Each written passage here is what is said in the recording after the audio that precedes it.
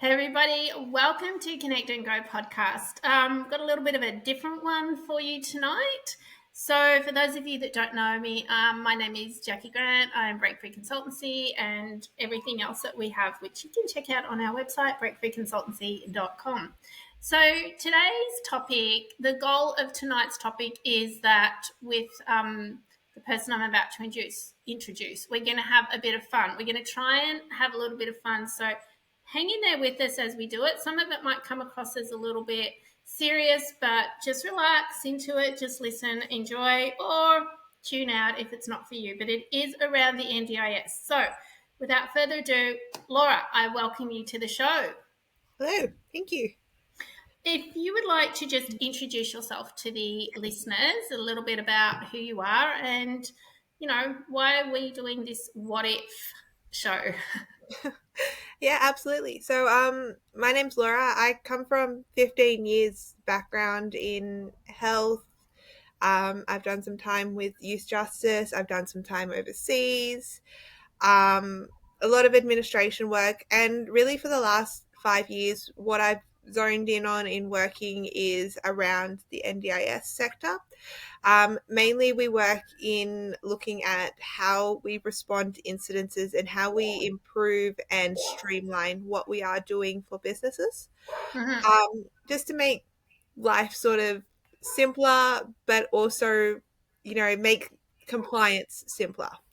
Yeah. Okay. That can be quite heavy stuff, I think, and to a lot of people. And I know that a lot of people, just on a serious note for a moment, a lot of people kind of run away from it, or they get really scared. I don't have documents, but I don't want to buy documents. And I think you and I have had so many debrief sessions over the last couple of years. It's not funny. So today we do want to try and make it a bit of fun. I'm just going to give you all the heads up that. There's going to be, it seems like my neighbour's dog's going to hang out behind us and bark a bit. So please just ignore Scout or just honour Scout when she starts barking. So we'll just have fun. That's all right. We'll have the dog, and I'm pretty sure I've got my babies out there ready Right. to yell in the background as well. So, Tonight's episode is brought to you by working parents. and chaos. Yes.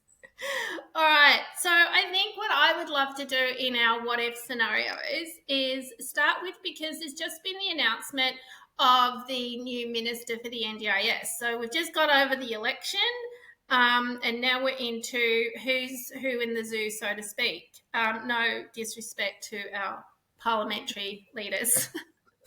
On this show. So I know that when you and I were brainstorming about this, we were sort of going to do what does your first 100 days look like in the job? So I want us to dive in with Mark, being the new minister for the NDIS. What do you think his first 100 days in the new job might look like, especially given what's happened in the news last week with a particular, two registered providers? We're not getting into the story. We're just going into the chaos of, what's going on? Yeah. So, I think on my end, I feel that it's going to sound really bad. Let's start with what do we have? Everyone's going in. They're going.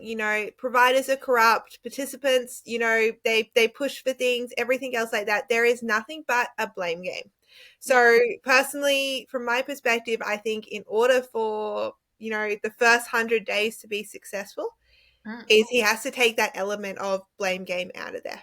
Yeah. Because otherwise you've just got, well, they said it was okay, he said it was okay, this person did this, so therefore, we start to create a false equivalency Mm. of, if it's okay for a provider to do something wrong, why is it not okay for me to do something wrong?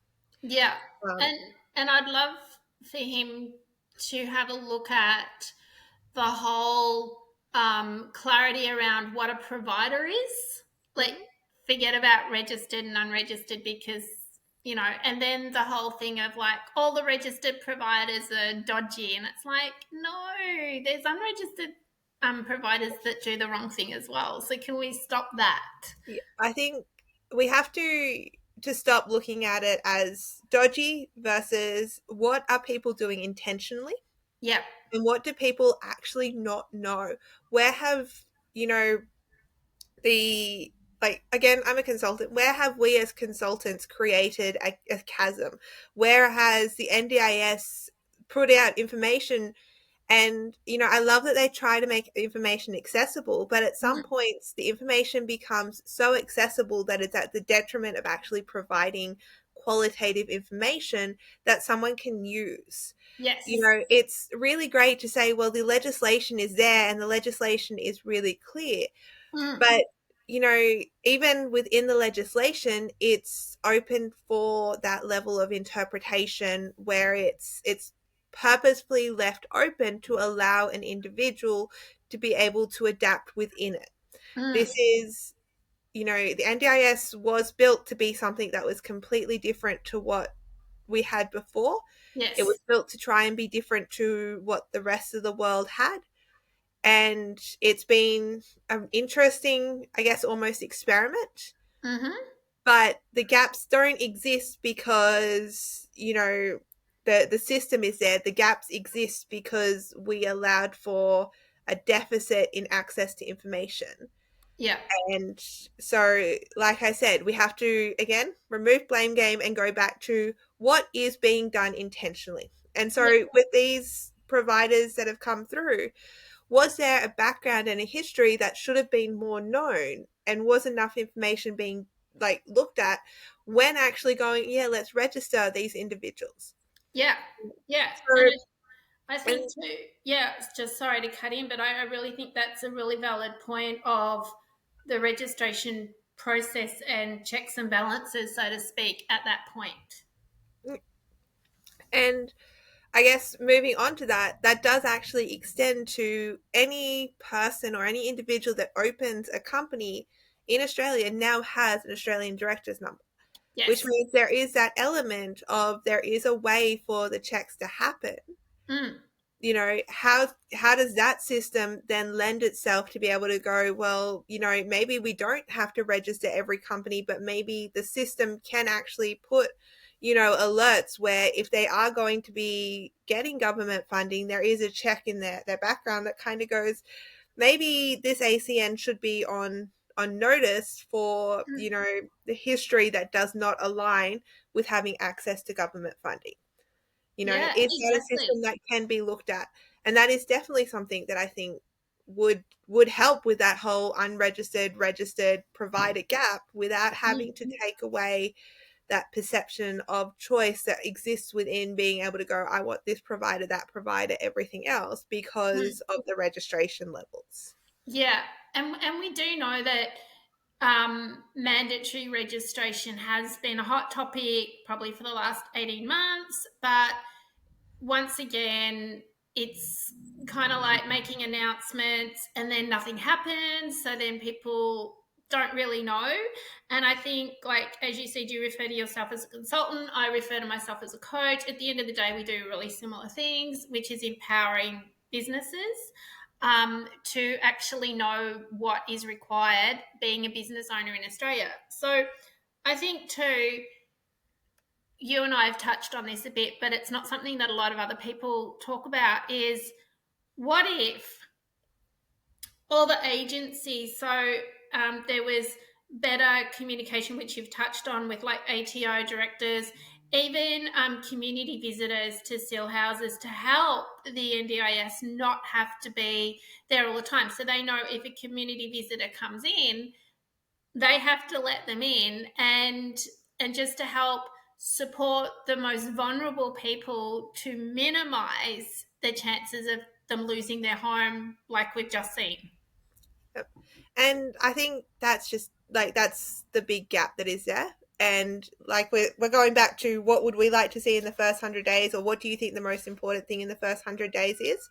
I think one of those things is that he announces we are going to be linking the NDIS back in with those services. This is, the foundational supports and everything else. Like the foundation of Australia is that we have a lot of government services that are available. Mm, Australia has always been a community of volunteers, so there are always people that are willing to step up and help to do yeah. things like community visits. They can go into the aged care facilities and the prisons and the hospitals and check on everybody. And we've got those checks and balances happening from the community across other sectors.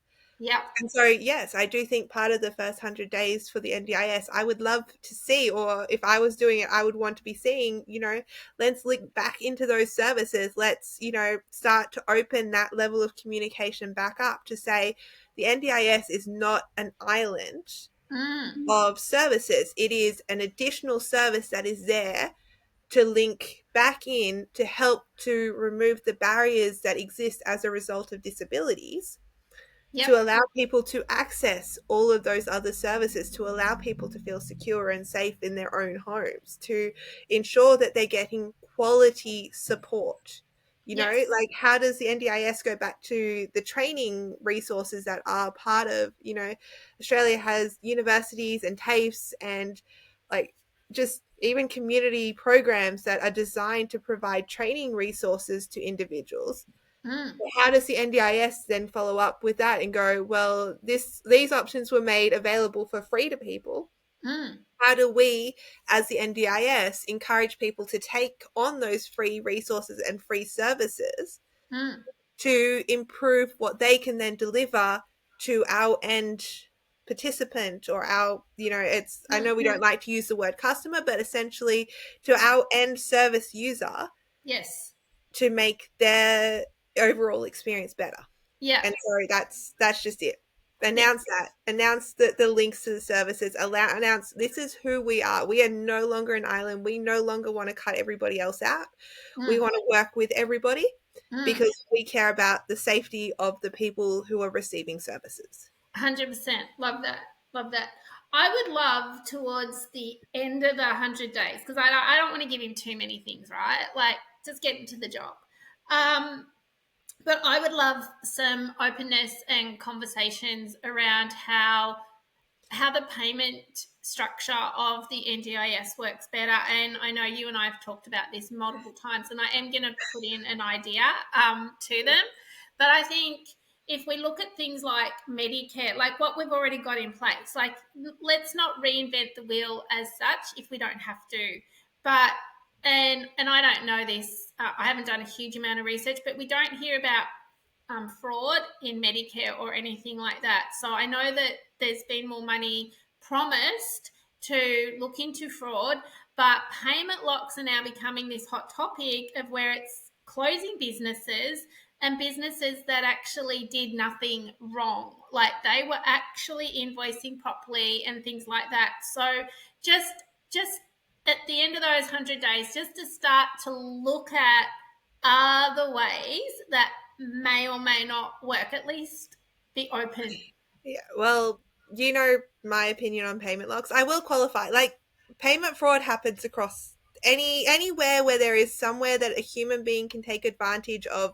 Can I get a little bit of money? Can I put this MBS code in instead of this one and get an extra, Sure. $100? Can I say I did a phone consultation with this patient and just do the Medibank claim? I It's think, yeah, obviously it can happen anywhere. I think my point is, You just don't hear about it. It's not as rampant.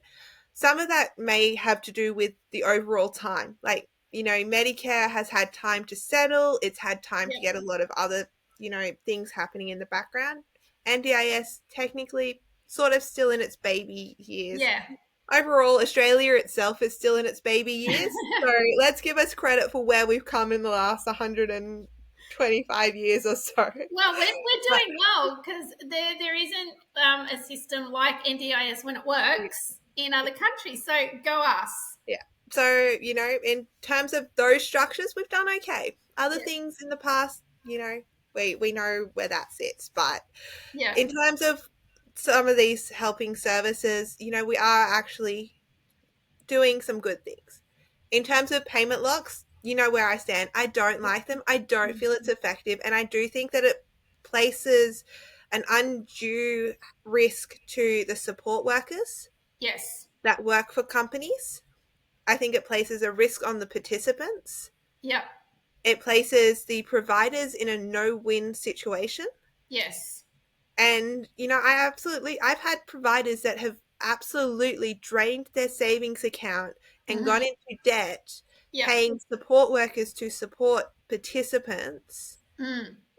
This is families that have been struggling to put meals on the table for their own families and their own kids, waiting for payments to come in from the NDIS. Yep. And I understand that the NDIS is not there to manage how you manage a business. But when you just suddenly stop getting payments and you're paying $25,000, $30,000 a week to support workers, Yep. that's going to go down quickly, especially when they're operating according to the NDIS requirements. If they're in accordance with Fair Work, if they've got all Yep. their insurances in place, if they're paying their bills on time, their Yes. profit margins are only between $2 and $7 per hour. Exactly. So that profit savings that the company's got based off the NDIS's own support worker price model, Yes. that goes real quick when you're in a payment lock. And I just love this, and I've done videos on this. Is that I kind of giggle about it now, but my autism brain went, what? When I've spoken to business coaches and consultants, they've come in and said, so if they're paying their staff $45, $50 an hour, including super, then they should be setting their prices at 3 times the rate, which is what I learnt when I was doing business studies as well. But I said, well, they can't. They can only go up to $67.15 an hour. Like we're just talking baseline stuff, right? And they're like, what do you mean? And they said, is that why they can't make any money? And I said, Yeah. well, yes. If we do our math and stick to the cost model and then the Shads Award by Fair Work, and I see a lot of coaches or advertising people going, yeah, we can, pay us all this money and we'll help you get it. Or here's our guide to, making a lot of money in the NDIS. But the NDIS, from when I first was part of it back in the trials, it was never really set to be this high profit margin model. It was always set to work with the person with profound disabilities to help them as much as possible and their It, families as a parent. So it's about closing that gap between accessing services on a standard functional basis versus where disability inhibits the ability to access or use services or to interact with your everyday. yeah, It's a gap closer. It is not, it's not a major profit situation. no, And I've seen them all too. And it's like double your referrals, and we say it constantly. What double zero is still zero. Like, yeah, it's great you can double my referrals, but what are you doubling? Like, yeah, where are you going with this? That's a great advertisement, but let's start back at the basics. There are 100,000 NDIS providers, and every single one of them is seeking to make these big money profits. And yeah, the providers that are making these big money profits are collapsing because they're not mm, actually as big of a profit margin mm, once the ATO starts to take their cut of it, and yep, once the insurance agencies take their cut, and once even your landlord, like your real estate agents, everything. mm, Maybe if you started off as a property mogul, you've got all the property sitting there empty, and you're like, you know what? Don't want to go with the renters. I'm going to fill my properties with disability. And, maybe then you're starting to look into the property, but then you've got your property taxes. You've got, yep. like, It just goes on. it comes, like, the money just goes out as quick as it can come in if Yeah. you're running in accordance with the law. Yes. Yep. I So, saw I saw a post not long ago on social media. I forget which one now, and it was talking about like you can be a successful business owner and your business is really successful even if you've got like a very very low bank account. And I'm like, okay, well, it depends on what you're spending your money on because if you're spending a lot of money on marketing, what is your return on investment? Like, where is your money? Is it going to like events? Is it, I mean, and this is coming from someone that runs events, it's like, where is your money going?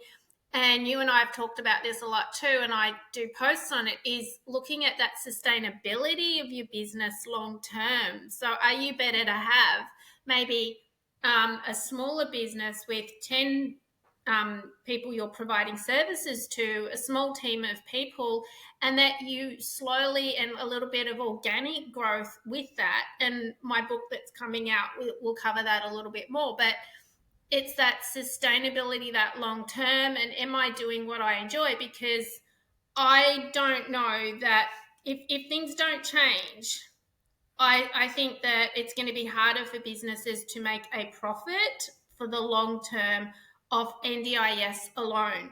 And I think that it's interesting the portfolio that like our Prime Minister has put out, that Mark's portfolio isn't just NDIS, and there's talk about the merge of aged care and NDIS as well, and what does that look like? And then there's the talk about the NDIS navigator, and the list goes on. So I think that I would love to see in the first 100 days a little bit more clarity on our big picture. What does our roadmap look like? What is our big picture? Where are we going? Yeah. Yeah. No, it's, I think the problem with like, I love that. I love the idea of having a big picture. I think the problem with having a big picture is the second you start to go, this is where we are going, Mm. you just get, a massive pushback that then, there's no way for them to go forward Yeah, I see if your point. Yeah. if they can't, like, it's like we're going to go forward, but no one, there is no way to make everybody happy in this situation. There is absolutely not. It's, No. unfortunately, they've tried to make everyone happy, and the system is not built for it, and it's starting to show across other Mm. divisions, other departments. It's not just the NDIS that's affected by it. Yeah. So I would love a roadmap. Do I think that is feasible? I would. Well, maybe if they have a clear roadmap that they know what they're doing, and then maybe the clarity comes in. All right, as of July 1st, this is our first step towards whatever the goal is, right? But really clear, this is what is happening, not it's coming. This is actually what is now happening. Maybe, like you said, maybe it needs to be with a bit of co-design. Like, I know that word gets thrown around, but I still think co-design and consultation with the people is really important. And then tough decisions may have to be made. But what if they said, all right, as of this date, this is what we're doing, just with real clarity? Do you reckon that would work? It could, um, but it could also, we had that case with the independent assessments where they're like, this is what we're going to do, Yeah. and it was like they had it set, they had a time frame, everything else like that, and it just went out the window. And Mm. there was absolutely flaws in that system. Mm. At the same time, there are still flaws in the current system, and it's still not sustainable. So So, how would you, if we just go to for a moment the hot topic of mandatory registration for, and we'll just stick with what's already out there in public, still support coordinators, platform providers, and I think self-directed is still there. So if they, and we know that they've said announcement like it would be no earlier than the 1st of July. So we know that it's only May 2025, so there's still time. But do you think that it'll just be better to say, yep, it just, for example, 1st of July, right? You all these group of people, you've got 3 months to get your application in. Like, do you think that's the better way to go, or what would you look, I think say if with? they want it to move quickly, that's the only way it's going to be able to go. Yeah. And I'm not going to be popular for that opinion. I know I'm not. Don't worry, That's I'm not going, popular for a lot of my opinions, so it's okay. it's. Oh, sorry, just making myself comfortable. um, I'm not going to be popular for that opinion. If legitimate, real change is going to be happening in terms of making this cost sustainable Yeah. over a long period of time, the only way that that's going to happen is if they go, this is the rules, this is how long you've got. After this time, there is no flexibility. Yeah. However, we're not working in a sector where that is going to be received well, and it's not working in a sector where that really gives the people that they're trying to help the opportunity to speak. Yeah. So they really So, need to get that if they like if they're serious about co-design and consultation, the best way would be make that happen and get that feedback. And at the end of the day, I always see it like I see government like parents. At some point, there's going to be a decision, and we're not all going to, as kids, we're not all going to be happy with it. Yeah. And to be honest, if they were really going to go, well, co-design is slowing us down, which they can. They Mm, can say, like, we can accept that co-design might be slowing them down. mm. What they can look at is, well, why aren't we employing more people with a disability then? Yeah. We wouldn't need to co-design as much if we had representation and meaningful representation in this space. Yes. Yeah. So Working communities with more people with lived experience, whether yeah, it's a family member or a person with a disability. it's, does that become part of working within the NDIS and recognition within the NDIS? Like, does that help to break down the time delays that are existing? And again, it's not going to be a perfect system, but even with co-design, you don't have everyone represented within co-design. Mm, At the moment, the NDIS is still only targeting a set portion of the individuals that are accessing NDIS. There will be a stage where people are being moved and transitioned off the NDIS. yeah. You know, Well, we've and already there's seen that happening already. yeah, So, and yeah. there's also the level where we've got individuals that aren't accessing the NDIS that are eventually going to need to access the NDIS, and Yep. they are not being represented either. Like, because what they're looking at right now are the individuals with the highest impact from their disability, Mm, which quite often means that they have very, very limited input into what is happening within themselves, their own lives, their supports, and mm. everything else. And I love that the NDIS is trying to give them more power. Yeah. Um, but are they giving them power with the representation in the co-design models that they are doing at the moment? Because are they really the people that are accessing the co-designs? Mm. Yeah. So No, good questions. Good questions. Yeah. Yeah. a bit off topic there. No, no, I'm all for think, co-design, but I do feel that really, if they're going to actually have those individuals that are speaking up, they need to make it available to them. mm, And one of the big barriers to a lot of people being able to sit on the co-design is the cost. So yeah. individuals that are working Mm, can't stop work to sit on, a 3-month co-design board. no. So then you're reliant on individuals that are able to take that time. And Yes. again, so you've also got individuals that have chronic illness alongside disability, Mm, and are they able to manage their pain and how they're feeling? yeah. There's a lot more to it than just, are we co-designing? It's, are we actually getting good representation within co-design? Yes. Because I know for me personally, with what's been going on for me, if I'm having a bad day pain wise, it just I will make mistakes when I send a message. Or I will like it'll just be like the brain's just a bit foggy because my body's responding to the pain. Now I'm not in as much pain as other people, so I can only imagine how that could be. Also, the parents that would love to be part of the co-design that have children with high needs, do they have that time to actually go and be part of that? I mean, I'm sure they'd love to be, but it's just that time allowance. So, yeah. So working mums don't ever get to stop. You got messages happening in the background. So, all Like, right. that's just it. Like, can parents take the time off work to sit on a co-design to explain what it really feels like as a parent? Yeah, You know, exactly. can they really sit there? Like, parental responsibility, absolutely. There is no switching off for a mum. Mm. And you've seen me. I carry my little bub everywhere. He's been to conferences. He goes to Oh, he was training. part of our conference and expo. Yeah, he was sitting on audits when he was little, like, just sitting Yeah. there trying to tell the auditor what's happening, all of those sorts of things. So mums don't stop, but that's me. I have that ability to do that. I have a bub that I can do that with. Mm.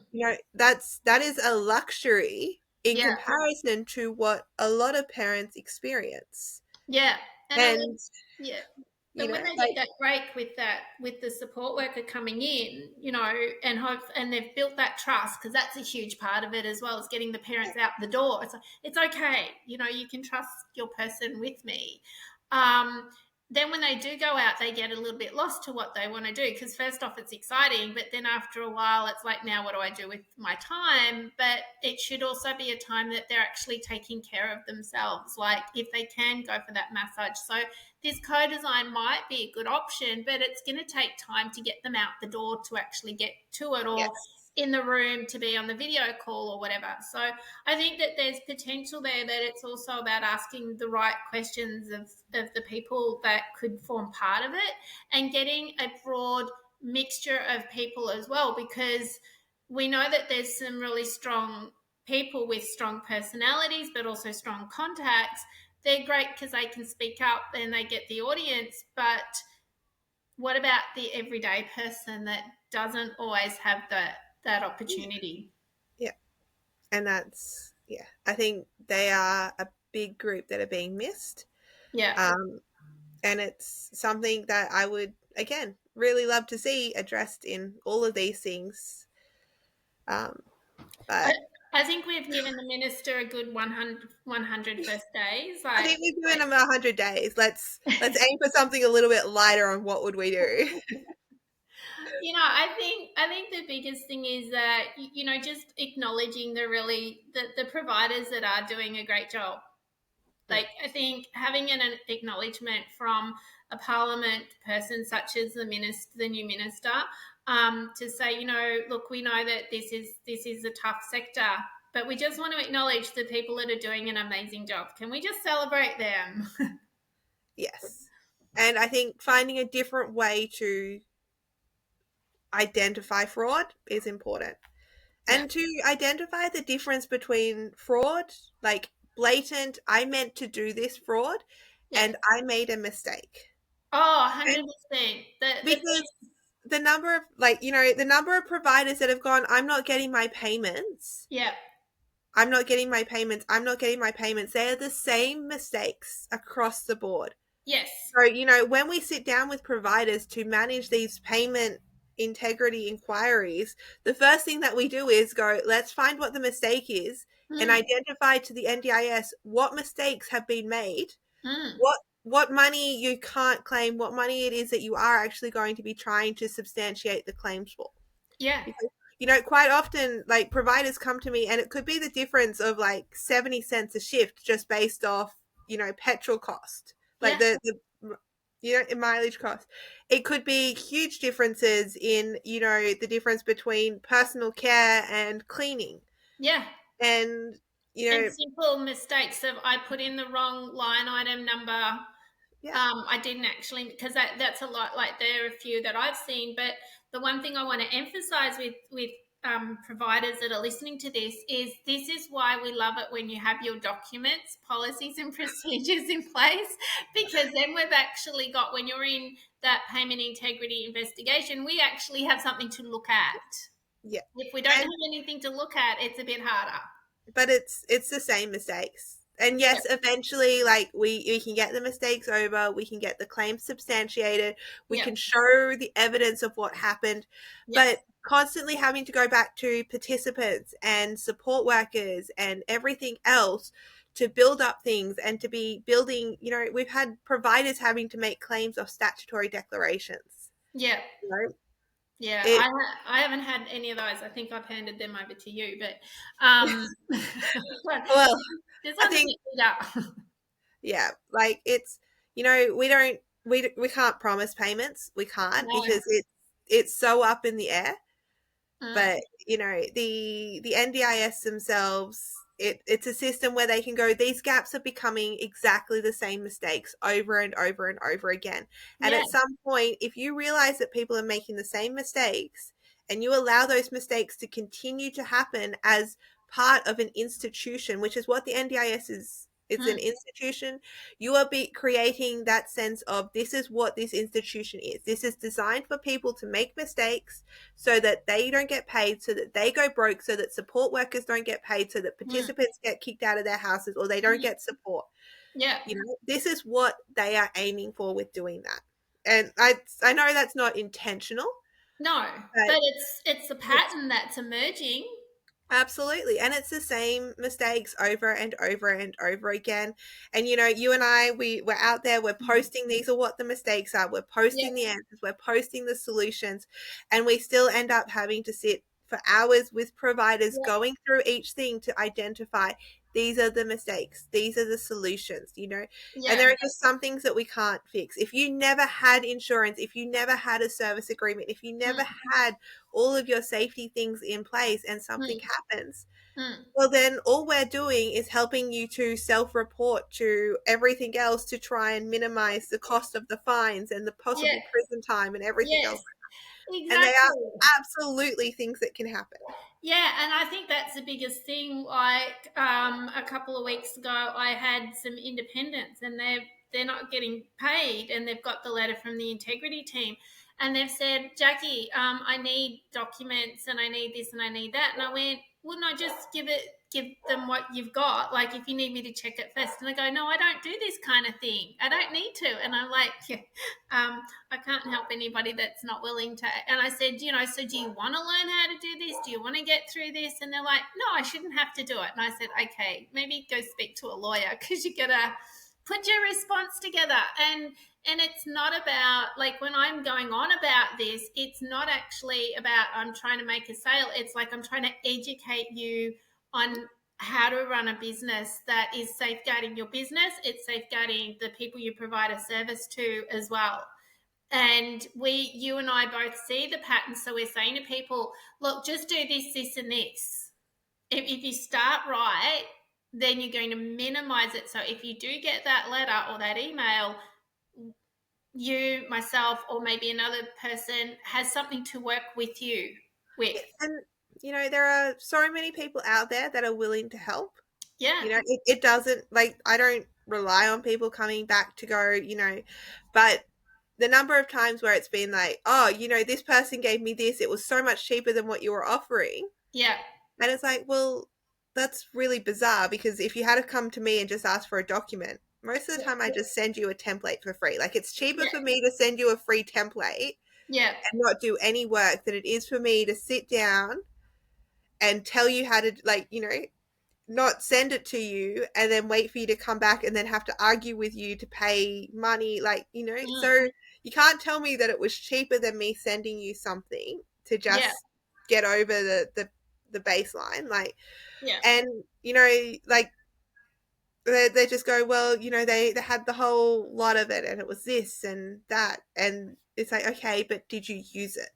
Exactly. Like the number of people, like, and if we're going to, just touch on that a little bit, my prices for my stuff is really reasonable. My coaching, well, it's getting up there a bit, but my documents and that, they're a really reasonable price for what you're getting. And I will spend an hour in my half-hour call, an hour with somebody going through all the pros and the cons and where they're at, and they will then walk away from me and go to someone and pay them 10 times the amount they're going to pay me, but go, it's all done for me. And then they run into strife, but just something doesn't, it's not even the payment integrity team, it's just a problem.